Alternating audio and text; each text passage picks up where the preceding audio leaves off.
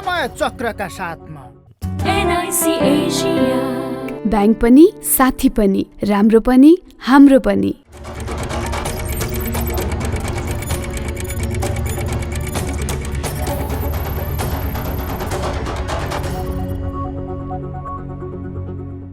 नमस्कार, समय चक्रमा तपाईलाई हार्दिक स्वागत छ दर्शकवृन्द। म सन्तोष बेके थापा। संसदमा गृहमन्त्री रवि लामिछाने बोले, आफ्ना कुरा राखे, ठिकै भयो। कांग्रेसले 2 महिनापछि बोल्न दियो। राजनैतिक दमन, दादागिरी र गुण्डागर्दी गर्दै मुख थुन्ने काम गरेको आक्षेपबाट मुक्त भयो, ठिकै भयो। तर कांग्रेसलाई गृहमन्त्रीले जुन खाले आरोपको फेहरिस्त सुनाएर नङ्ग्याउने काम गरे, त्यसले पनि कांग्रेसको मन भरिएको छैन। रविले गगनको बाख्रा काण्ड र रामहरिको 14 लाख वाला रोलेक्स घडी काण्डको कुरा उठाएपछि गृहबन्धु जस्तो हात्ती छोडेर मुसा जत्रो काण्ड उचालेको आरोप खेपिरहेका छन्। यस्तो आरोप लगाउनेहरूलाई हाम्रो प्रश्न, वाइट बडी, टेरामक्स, शरणार्थी, बाल मन्दिर, बाँसबारी र टिकापुर लगायतका भ्रष्टाचार काण्ड पनि के मुसाकै जत्रो हुन्? अनि ठाडो उजुरी बाहेक केही नभएको सहकारी चाहिँ कसरी हात्ती जत्रो? रातो पासपोर्टबारे बोलेपछि धनराज गुरुङले अवहेलना भएको भन्दै सभामुखलाई उजुरी हालेका छन्। तथापि बोल्दै गर्दा गृहमन्त्रीले कांग्रेसका केही काण्ड भने पक्कै छुटाएका छन्। 2046 सालपछिका सबै काण्ड र नेताहरूको सूची नै सार्वजनिक गर्नु पर्थ्यो। त्यो भन्दा पनि अघि पुगेर 2003 सालमा भारतीय नेताहरूको रोहबरमा भारतीय झण्डा मुनि बसेर भारतकै लागि काम गर्छौं भन्दै कांग्रेसले खाएको शपथको पनि कुरा गर्नु पर्थ्यो। कोशी र गण्डकी भारतलाई बेच्नेदेखि 15वटा उद्योगलाई निजीकरण गर्न भन्दै बेची खाएको विषयबारे पनि बोल्नु पर्थ्यो। भ्रष्टाचारी नेताको शालिग बनाएर पूजा गरेकोदेखि देउबाका छोरा जयवीरले 3 वर्षमै कसरी 1 अर्बको सम्पत्ति जोडे, त्यसको स्रोतको के हो विवरण खोज्नु पर्थ्यो।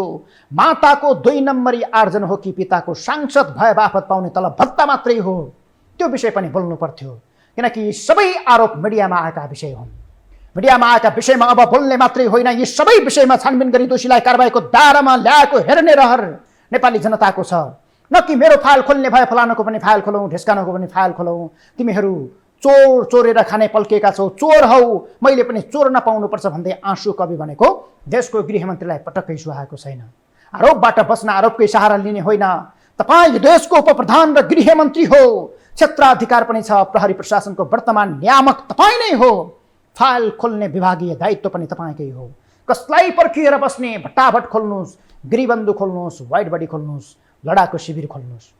संसदको रोस्टममा उभिएर गृहमन्त्री रवि लामिछानेले एउटा गीतको याद गरे, म बहुला होइन आमा, तर सहकारी पीडितहरूलाई रोइ कराई गर्दै भन्दैछन् अहिले सहकारी पीडितहरूले म बहुला भइसके आमा।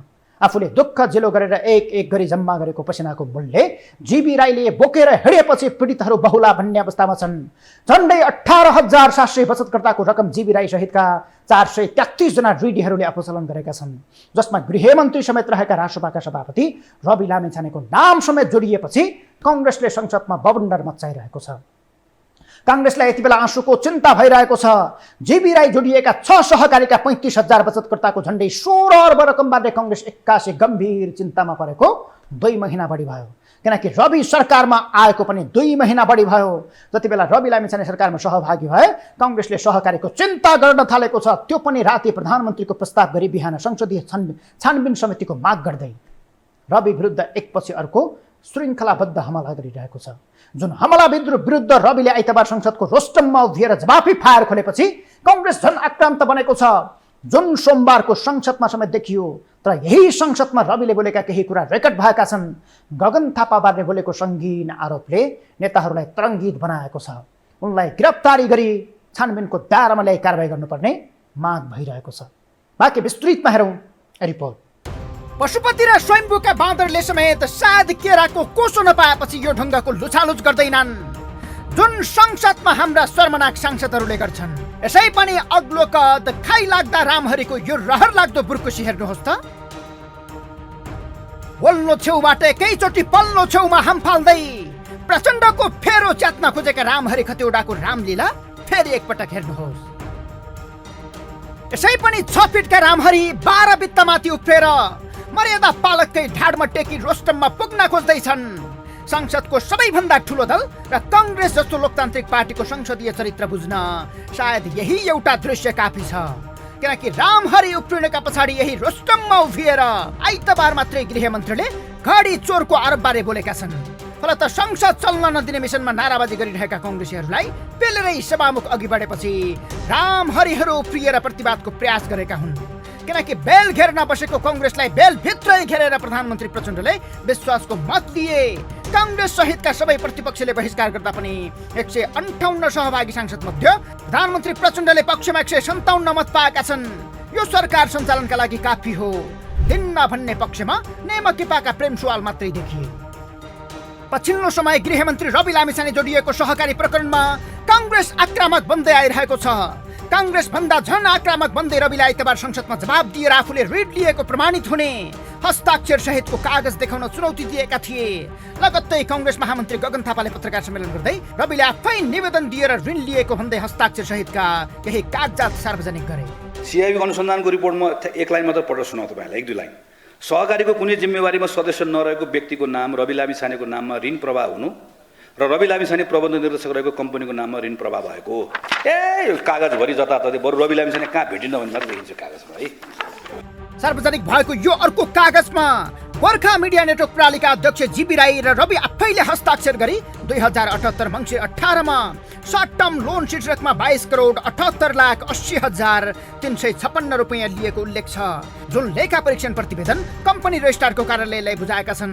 तर रविले यसको खण्डन गर्दै सर्ट टर्म लोनको मतलब सहकारीको पैसा नभएको बताएका छन्। यसको स्रोत जीबी राई नै रहेको उल्लेख गरेका छन्। तर कांग्रेस यही कागज बोकेर समिति भन्दै हिँडेको दाबी समेत गरेका छन्। तर सबैभन्दा गम्भीर विषय, रविले आइतबार संसदमा जवाब दिँदै गर्दा गगन विरुद्ध पनि निकै ठुलो आरोप सार्वजनिक गरेका छन्। यदि यो आरोप प्रमाणित भएको खण्डमा गगनले राजनीति त के देशै छोड्नुपर्ने नैतिक दबाव पर्न सक्छ। किनकि यो विषय बाख्रा काण्डको वा त्रिचन्द्रमा पार्क बनाउँछु भन्दै गरेको भ्रष्टाचारको जस्तो आरोप होइन। यो विषय राज्य विरुद्धको हो, अर्थात् राज्यका सूचना विदेशीलाई बेचेको संगीन आरोप हो। जुन कुरा प्रमाणित भए सांसद मात्रै होइन पार्टीको महामन्त्री समेत खुस्किनेछ। जुन कुरा देशको सुरक्षा बागडोर सम्हालेका रविले संसदमै रेकर्ड हुने गरी आइतबार सार्वजनिक गरेका छन्। 2-3 नागरिकता बोक्नेलाई मात्र होइन, नागरिकताको एउटै बोक्ने, देशकै बोक्ने, तर देशका गोप्य सूचना विदेशीलाई बेच्ने एजेन्ट र एसेटहरूलाई पनि बाहिर पठाउँ, संसदबाट हटाउँ। गगन लक्षित गृहमन्त्रीको यो दाबी अनुसार उनी एक एजेन्ट भएर विदेशीलाई सूचना बेच्ने काम गर्थे। तर गगनमाथिको यो शंका अहिले मात्रै सार्वजनिक भएको होइन, जसलाई बल पुग्ने केही तथ्य हामीले समेत फेला पारेका छौँ। अब यसको सत्यता पत्ता लगाएर वास्तविकता बाहिर ल्याउने काम पनि गृहमन्त्रीकै हो। अमेरिकी दूतावासले हेर्नुस् त को स्कुलमा पढ्दैछ भन्दै सार्वजनिक गरेको यो ट्विटमा गगन थापा हार्वर्ड विश्वविद्यालय अन्तर्गतको केनेडी स्कुलमा तालिम लिँदै गरेको देखिन्छ, जसको कोर्सको सम्पूर्ण खर्च दूतावासले बेहोरेको थियो। किनकि विदेशीहरूले यस्तै तालिम, कला, संस्कृति, छात्रवृत्ति र विदेश यात्रा जस्ता सफ्ट पावर प्रयोग गरी नेपाली नेताहरूलाई प्रभावमा पार्छन् र आफ्ना एजेन्डाहरू मन्द रूपले स्थापित गर्छन्। यो अर्को कागज अनुसार अमेरिकी दूतावासका deputy chief of mission Wendy Berry, जो नेपालका लागि अमेरिकी राजदूत समेत बने, उनले तार पारेको Nepal countdown continue 38 days till CA election नामको रिपोर्टमा गगन थापालाई की एम्बेसी कन्ट्याक्ट अर्थात् दूतावासका मुख्य सम्पर्क सूत्र भनिएको छ। रिपोर्टको यो पुरा अंश पनि हेर्नुहोस्। तर नेपाली नेताहरूका लागि यो नयाँ विषय भने होइन। संसदमा नेपालका लागि भन्दा पनि चीन, अमेरिका र भारतका लागि बोल्ने र काम गर्ने सांसदहरू धेरै छन्। तथापि गगनमाथिका आरोप समेत अहिलेसम्म कसैले प्रमाणित गरेको छैन।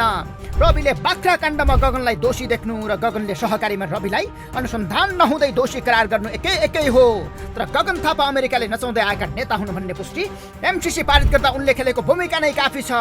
व्याख्यात्मक घोषणाको नाम दिएर एमसीसी पारितको मध्यमार्गी बाटोमा प्रचण्डलाई लैजाने काम गगनले गरेका थिए। जति बेला एमाले चुप बसेको थियो, गगनलाई खाका कोर्ने काममा अहिले रविको उपसभापति रहेका स्वर्णिम अग्लीले साथ दिएका थिए। तर बहालवाला गृहमन्त्रीबाटै गगनले सूचना बेच्ने गरेको विषय सार्वजनिक भइसकेपछि पूर्व गृहमन्त्री रहेका भीम रावलले तत्काल गगन थापालाई गिरफ्तार गरी कारबाही गर्न माग गरेका छन्। सामाजिक सञ्जालमा लेख्दै उनले भनेका छन्, यदि गगन थापालाई गिरफ्तार गरी गृहमन्त्रीले कारबाही अघि बढाउँदैनन् भने उनी पनि देशद्रोहको हतियार ठहरिनेछन् र निजलाई प्रचण्डले तुरन्त बर्खास्त गरी गिरफ्तार गर्नुपर्ने माग गरेका छन्। अब बहालवाला गृहमन्त्री रवि लामिछानेले यस्ता गम्भीर विषयलाई पत्रिकामा आएको हेडलाइन भन्दै माफ दिन्छन् कि आफूसँग भएको सूचनामाथि छानबिन गरी कारबाहीको दायरामा ल्याउँछन्, हेर्न बाँकी छ। नत्र प्रमाणित विषयलाई संसदको रेकर्डमै रहने गरी प्रस्तुत गर्नुले उनको विश्वसनीयतामाथि नै प्रश्न उठ्न सक्छ।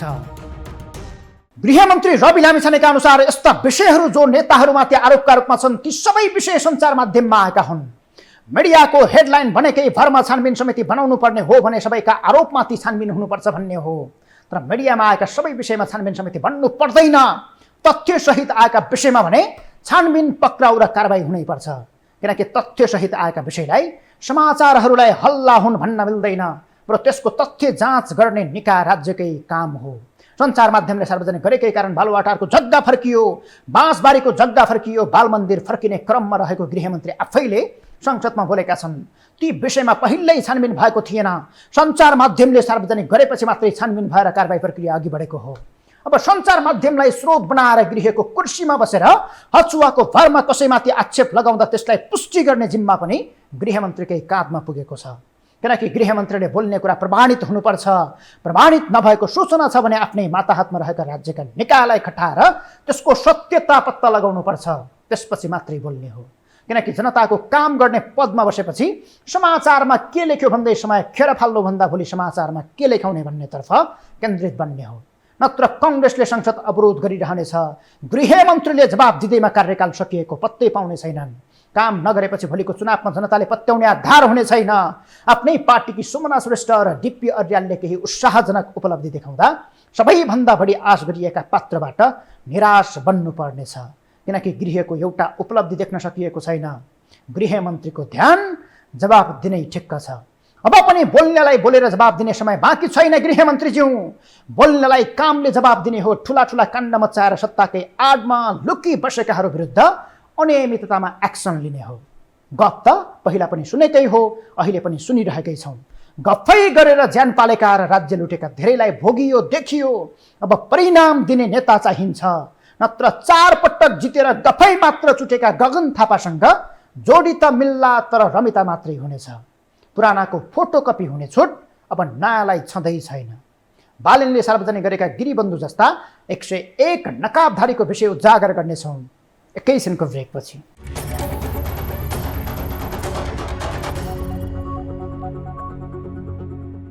संसदमा गृहमन्त्री रवि लामिछानेले स्वचालित हतियार जस्तो ननिष्ठ पट्टिएर कङ्ग्रेसका एक नेताको चेकलिस्ट खोल्दा अब पालो एमाले र माओवादीको भन्ने धेरैलाई परेको थियो।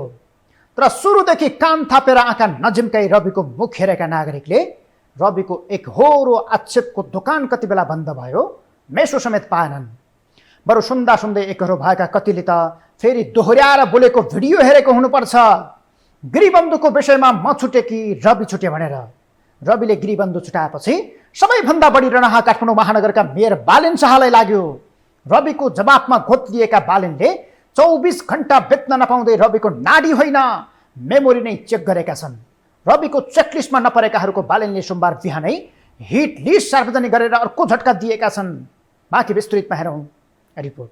गृहमन्त्री रवि लामिछानेले आइतबार संसदमा उभिएर मुसा जत्रो बाख्रा काण्ड र 14 लाखको घडी काण्ड उछालेर हात्ती जत्रो अर्बौंको गिरिबन्धुलाई छुट दिए। तर रविले छुट दिए पनि बालेनले के छुट दिन्थे र? रातभरि होमवर्क गरेर ओली र रविकै घैटोमा घाम लाग्ने गरी सोमबार बिहानै 101 नकाबधारीको पर्दाफास गरे। संसदमा रविले एकपछि अर्को गर्दै फायर खोल्दा गगनदेखि रामहरि र आर्जुदेखि मन्जुसम्म डामिए। धनराजलाई धक्का दिएर चित्रबहादुरलाई विचित्रको संज्ञा दिएका उनले ओलीको गिरिबन्धु र प्रचण्डको क्यान्टोनमेन्टको सूची सार्वजनिक गर्ने धेरैलाई आश थियो। तर सुरुमा 9 मिनेट 18 सेकेन्डको समय माग गरेका रविले झण्डै 40 मिनेटमा पनि गिरिबन्धु जस्तो नीतिगत भ्रष्टाचारका रूपमा प्रमाणित अर्बौंको चलखेलमा खर्बौं जोडिएको विषय चेकलिस्टमा नपारेपछि बालेनले खुट्ट्याएर हिट लिस्ट सार्वजनिक गरेका छन्। गिरिबन्धुलाई जग्गा सट्टा भर्ना गर्दै बेच्न दिने भनेपछि अरू 101 कम्पनीले गिरिबन्धु जसरी नै हदबन्दी छुट र सट्टापट्टा पाउनुपर्ने भन्दै हजारौं बिघा जमिन बेच्न पाऊ भन्दै निवेदन हालेका थिए, जसको सरसर्ती सूची हेर्नुहोस्। सार्वजनिक सम्पत्ति निजीलाई पोस्ने गरी तत्कालीन प्रधानमन्त्री केपी शर्मा ओली नेतृत्वको सरकारले निर्णय गरेको थियो। अझ उदेक लाग्दो कुरा के छ भने सोमबार बालेनले सार्वजनिक गरेको सूचीमा जग्गा सट्टापट्टा गर्न निवेदन दिने कम्पनीको पहिलो नम्बरमा पनि केपी ओली ट्रस्टकै नाम छ। उता मन्त्री परिषदबाट निर्णय गरेर बाटो खोल्ने र यता निवेदन दिने मान्छे खटाउने नियतले पनि ओलीको भूमिका घाम जत्तिकै छर्लङ्ग पारेको छ। सार्वजनिक जग्गा खानेहरूको मुख कालो हुने गरी सम्मानित सर्वोच्च अदालतले समेत निर्मम फैसला गरेको छ। यदि अदालतले यो निर्णय खारेज नगरेको भए गिरिबन्धु जस्तै यी 101 कम्पनीले समेत हदबन्दी छुट र सट्टा भर्ना गरी जग्गा बेच्न पाउने थिए, किनकि केपी शर्मा ओली सरकारले 2078 वैशाख 13 गते ऐन नै संशोधन गरी जग्गा सट्टा भर्ना र बिक्री वितरण गर्न पाउने निर्णय गरेको थियो। यसलाई गत माघ 24 मा फैसला गर्दै सर्वोच्चले भनेको छ, मन्त्री परिषदको निर्णयमा कुनै निश्चित तथ्य विवरण उल्लेख नगरिएको हुँदा सो निर्णयलाई उधारो शर्तयुक्त निर्णय भनी मान्नुपर्ने तर्कसङ्गत हुन्छ। यस अर्थमा हेर्दा विवादित निर्णय अपरिपक्व प्रकृतिको रहेछ भन्ने पनि देखिएको छ। राजनीतिक सौदाबाजीले ओलीको काँधमा टेकेर प्रचण्डमाथि खनिएका रविले ओली रिझाउनै गिरिबन्धुको ग पनि उच्चारण नगरेको तथ्य लुकेको छैन।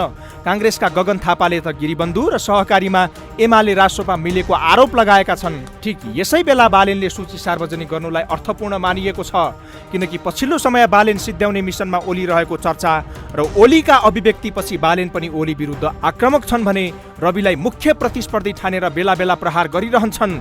फलतः बालेनले बिहानै सूची सार्वजनिक गरेपछि नैतिक थ्रेट सम्झिएका रविले सोमबार भने पत्रकारको प्रश्नबाट उम्किने छुट पाएनन्। आइतबार संसदमा गिरिबन्धु छलेका रविले सोमबार भने पत्रकारको चौघेरामा परेपछि लाजै गालै छानबिनमा ल्याउनु पर्ने भनेका छन्।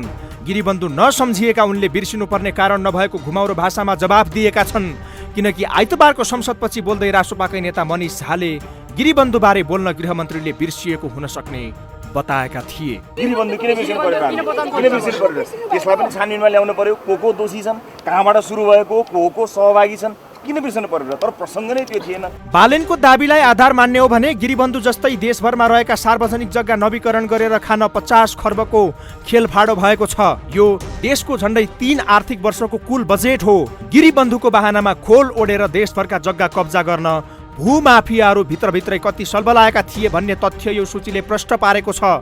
यसका मतियारदेखि योजनाकार को थिए भन्ने विषय हामीले यसअघि पटक पटक कार्यक्रममा सार्वजनिक गरेका छौँ। सर्वोच्च अदालतको एउटा फैसलाले अहिले यसरी निवेदन दिने कम्पनीको खेलमा केही धक्का लागेको छ, तर बिचौलियाको गिरोह र नीतिगत तहमा बसेर निर्णय गराउनेहरू भने खुलेआम राजनीतिक शक्ति केन्द्रमा छन्। जो शक्ति बाहिर छन् उनीहरू पनि शक्ति केन्द्र धाइरहेका छन्। सार्वजनिक जग्गा पोल्टामा पार्न लागि परेका बिचौलियाहरूको लिस्ट सार्वजनिक गरेका बालेनले रविलाई पनि तातो खुस्किने गरी दनक दिएका छन्।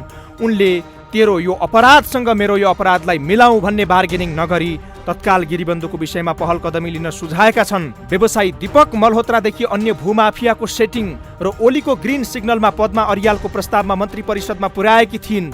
मन्त्री परिषदले निर्णय गर्दा शिवमाया तुम्बा हाम्पे भूमि मन्त्री थिइन्, जसका लागि जग्गा दलालले पैसा बापत करोडौं असुलेका छन्।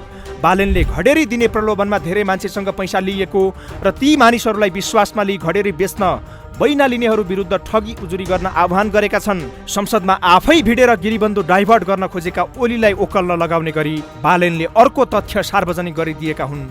यसले सहकारी बोल्दै आएको काङ्ग्रेसलाई फेरि गिरिबन्धुमा ओली टोक्ने बाटो खुलेको छ। बालेनले 101 कम्पनीको सूची देखाएर ओलीको करतुत ओकल्न खोजेको केही घण्टामै अर्को स्टार्टर सार्वजनिक गरी सरकारमा भएका प्रचण्ड र रविलाई समेत भेट्ने नेम्तो दिएका छन्। काठमाडौँ महानगरका फोहोर बोक्ने चालकलाई सरकारले पक्राउ गरेको विषयलाई उठाएर बालेनले भने भ्रष्टलाई समाउन सक्नु भएन, काठमाडौँमा फोहोर बोक्ने 4 चालकलाई समाउनु भएछ। यो सरकारले जबसम्म ससम्मान चालकहरू रिहा हुन्नन्, सिंहदरबार लगायत सबै पार्टी कार्यालयको तथा नेताहरूको घरको फोहोर उड्दैन। को जुझ्न आउने हो आए हुन्छ, कसैलाई बाँकी छोडिँदैन। बालेनको स्ट्याटस लगत्तै हल्ला हल्ला फैलियो। केही समयमै फेरि भने चालकहरू ससम्मान रिहा भएको खबर पाए।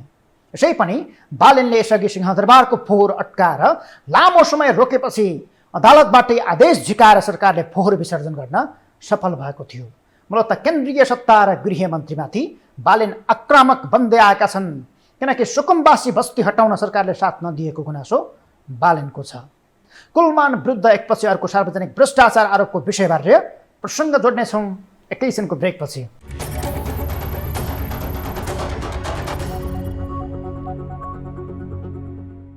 कुलमान आजभोलि विवादको कारखाना बनेका छन्। जनतालाई अँध्यारोबाट उज्यालो युगमा लैजाने कुलमान चर्चासँगै विवादको घेरामा छन्। लोकप्रियताको आडमा राज्यलाई डुबाउने गरी करोडौँको चलखेल गरेको भन्दै कुलमान विरुद्धको उजुरी अख्तियारमा परेको छ। उनले आफन्तीलाई समेत पोस्ने गरी केही निर्णय लिएको आरोप छ। उज्यालो युगका नायक कहलिएका कुलमानले यस्तो गर्लान् भनेर विश्वास नलाग्न सक्छ। तर सत्य के हो भने आजभोलि धेरै रामरूपी भेष धारण गर्नेहरू रावण चरित्रका हुन्छन्। नागरिकको वावाई पाएका कुलमान किन पर्दैछन् विवादमा? कहाँ चुके उनी? हेरौँ रिपोर्ट। नेपाल विद्युत प्राधिकरणका कार्यकारी निर्देशक कुलमान घिसिङले गोलमाल गरी करोडौं झ्वाम पारेको भन्दै अख्तियार दुरुपयोग अनुसन्धान आयोगमा उजुरी दर्ता भएको छ। कुलमानले पदीय दुरुपयोग गर्दै आफ्ना आफन्तीको नाममा सम्पत्ति राखेर अकुत कमाएको आरोप छ। त्यसलाई पछिल्लो समय विवादमा तानिएका कुलमानले स्वार्थ जोडिएको देखिने गरी गरेका केही निर्णयले शङ्कामा बल पुर्याउँछ। स्रोतका अनुसार अख्तियारको उजुरीमा कुलमान घिसिङ पहिलो पटक नेपाल विद्युत प्राधिकरणको कार्यकारी निर्देशक नियुक्त भएपछि अपारदर्शी रूपमा आएको पैसा प्रयोग गरेर आफ्ना भाइ गणेश घिसिङको नाममा 3 करोडको कम्पनी दर्ता गराई प्राधिकरणको आवरणमा सोही कम्पनीबाट 1 अर्बभन्दा बढीको कारोबार गरेको दावी गरिएको छ। अब फेरि तपाईँलाई लाग्ला काम गर्ने मान्छेलाई किन देखि सहन्थेर भन्ने। उज्यालोका नायकले यस्तो पनि गर्छन्। नेपालमा लोड सेडिङ अन्त्य गरेर मुलुकलाई अँध्यारो युगबाट उज्यालो तर्फ लाने कुरामा कुलमानको योगदानलाई कदापि भुल्न हुँदैन। तर कुलमानले लोड सेडिङ अन्त्य गरेकै जसमा लोकप्रियता बटुलेर ब्रह्मलुट मचाउने खेलोमेलो गरेका हुन् भने त्यो पतनको बाटो हो। कुलमान जस्तो कुल मान्छे पछिल्लो समय किन विवादको आगोमा छन्? अब भूदागत रूपमा तथ्य केलाउँ। कुलमानका 5 विवाद। 1. स्मार्ट मिटरमा घोटाला। सेटिङमा कागजी घोडा मिलाउन नाम मात्रको टेन्डर आह्वान गरी विभिन्न सामग्री बजार मूल्यभन्दा 6 गुणा महँगोमा खरिद गरेको आरोपमा कुलमानमाथि अख्तियार दुरुपयोग अनुसन्धान आयोगले छानबिन गरिरहेको छ। अख्तियारमा परेको C0411160 नम्बरको उजुरीमा भनिएको छ, नेपाल विद्युत प्राधिकरण केन्द्रीय कार्यालयका कार्यकारी निर्देशक कुलमान घिसिङ एवं उपकार्यकारी निर्देशकहरू समेतको मिले महत्त्वमा नाम मात्रको टेन्डर आह्वान गरी विद्युतीकरण कार्यालय सामान एवं विद्युतीय सामानहरू प्रचलित बजार मूल्यभन्दा 6 गुणा बढी मूल्यमा खरिद गरिएको विषयमा छानबिन गरी पाऊ। 2. कानुन मिचेर गरेको खरिदले राज्यलाई 84 करोड नोक्सानी। खरिद प्रक्रियामा लागत अनुमान भन्दा बढीको बोलपत्र स्वीकृत गरेर कुलमान घिसिङले एकै पटक राज्य कोषलाई 84 करोड बढी नोक्सानी बेहोर्न बाध्य बनाएका छन्, जुन विषय महालेखा परीक्षकको 57औं वार्षिक प्रतिवेदनमा उल्लेख छ। महालेखाको यो प्रतिवेदनमा भनिएको छ, प्राधिकरणबाट प्राप्त विवरण अनुसार 9 विद्युतीय उपकरण खरिद, ट्रान्समिसन लाइन जडान, विद्युतीय तार प्रसारण लाइन निर्माण लगायतका कार्य गर्न लागत अनुमान रु 7 अर्ब 8 करोड 65 लाख स्वीकृत भएकोमा बोलपत्रबाट खरिद गर्दा रु 7 अर्ब 92 करोड 72 लाखमा गर्ने गरी सम्झौता भएको छ। यसले गर्दा लागत अनुमान भन्दा रु 84 करोड 60 लाख प्राधिकरणलाई बढी व्यवहार पर्न गएको देखियो। लागत भन्दा बढीमा बोलपत्र स्वीकृत गरेर घिसिङले राज्य कोषलाई 84 करोड भन्दा बढी व्यवहार थपेका हुन्। 3. दाइको लगानी भएको कम्पनीलाई उपहार। कुलमान घिसिङले विश्व बैंकको लगानी रहेको ढल्केवर सब स्टेसन निर्माणका क्रममा आफ्नो स्वार्थ जोडिएको कम्पनीलाई कानुन विपरीत ठेक्का दिएको पाइएको छ। करिब 4 करोड बराबरको काम बाँकी रहेको ठेक्का विजयमा रद्द गरी कुलमानले आफ्नै दाजुको लगानी रहेको कम्पनीलाई 13 करोडमा अवार्ड गरेको खुलेको छ। कुलमान पहिलो पटक कार्यकारी निर्देशक भएर आएपछि करिब 4 करोडको काम बाँकी रहेको ठेक्का बीचमै रद्द गरेर पुनः अर्को टेन्डर आह्वान गरेका थिए। 4. सोलर ग्रिडमा 68 करोड झ्वाम। कुलमान घिसिङले पहिलो पटक कार्यकारी निर्देशकका रूपमा जिम्मेवारी सम्हाल्दा नुवाकोटमा बनाइएको 25 मेगावाटको सोलर ग्रिडमा करिब 68 करोड हिनामिना गरेको आरोप छ।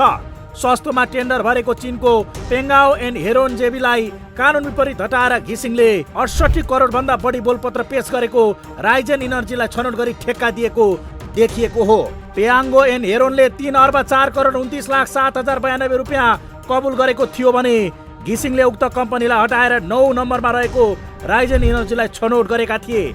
राइजेन इनर्जीले 3 अर्ब 71 करोड 79 लाख कबुल गरेको थियो, जुन पहिलो नम्बरको बोलपत्रदाता पियाङ्गोको भन्दा 68 करोड बढी हो।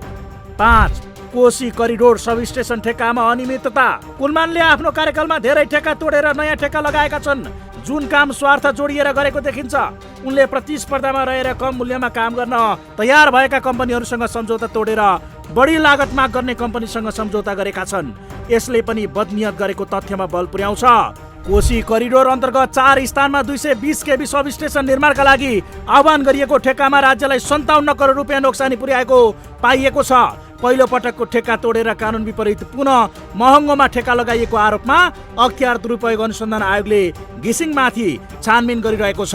इनरुवा, बसन्तपुर, बानेश्वर, चैनपुर र तुमलिङटार गरी 4 स्थानमा 220 केबी सब स्टेसन निर्माणका लागि गरिएको दोस्रो पटकको ठेक्कामा 57 करोड अनियमितता भएको आशंका छ।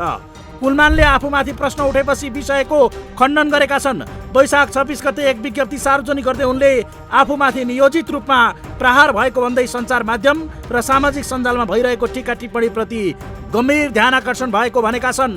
कुलमानले विज्ञप्ति मार्फत प्राधिकरणको हरेक काम कारबाही पारदर्शी रूपमा भइरहेको र अझै पारदर्शी रूपमा बढाइने प्रतिबद्धता व्यक्त गरेका छन्। उनले आफ्नो र आफ्ना परिवारलाई जोडेर चरित्र हत्या गर्ने गरी नियोजित रूपमा विषयको उठान गरिएको भन्दै त्यसको पछि नलाग्न अनुरोध गरेका छन्। विवादको फ्याहरिस्त सार्वजनिक भएपछि कुलमानले आफूमाथि नियोजित रूपमा प्रहार गरेको भनेका छन्, तर सत्य तथ्य पत्रकार सम्मेलन गरेर सार्वजनिक गर्न सकेका छैनन्। बरु विषयमा पत्रकार सम्मेलन, अरू विषयमा पत्रकार सम्मेलन गर्न हतारिने कुलमान किन एउटा प्रेस नोट निकालेर चुप बसेका छन्, यसले पनि केही शङ्कामा बल पुर्याएको छ। भलै अहिले आँखा लोभी मनपापी भएर कुलमानले सिटिङको कुलत समातेका हुन् भने त्यो दुर्भाग्य हो। उज्यालोका नायक कहलिएका व्यक्तिका विषयमा यस्ता विवादका फ्याहरिस्त देखाउन हामीलाई पनि पटक्कै मन छैन। तर लोकप्रियताको रङ दिएर त्यसको फाइदा उठाएर राज्य जुबाउने चलखेल कसैले गर्छ भने कुलमान भए पनि लोकमान भए पनि सबैमाथि निर्मम भएर आवाज उठाउन आवश्यक छ। हवस् त, समय चक्र आजलाई यति नै, बिदा हुन्छौँ। नमस्कार।